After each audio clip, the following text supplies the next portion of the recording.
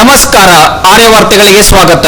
ಮುಖ್ಯಾಂಶಗಳು. ಎಂಜಿಎಫ್ lion Manohar G ಮಲ್ಮನೆ ದಂಪತಿ ಲಂಡನ್ನಿಗೆ. ವಾರ್ತೆಗಳ ವಿವರ. ಎಂಜಿಎಫ್ ಲೈನ್ ಮನೋಹರ್ ಮಲ್ಮನೆ ದಂಪತಿಗಳು ಇದೀಗ ಲಂಡನ್ ಪ್ರವಾಸಕ್ಕೆ ತೆರಳಿದ್ದಾರೆ. ಇವರು MJF lion Manohar G Malmane, Shrimati Sudha M Malmane. ಈ ದಂಪತಿಗಳು ಇದೀಗ ಲಂಡನ್ ಪ್ರವಾಸಕ್ಕೆ ತೆರಳಿದ್ದಾರೆ.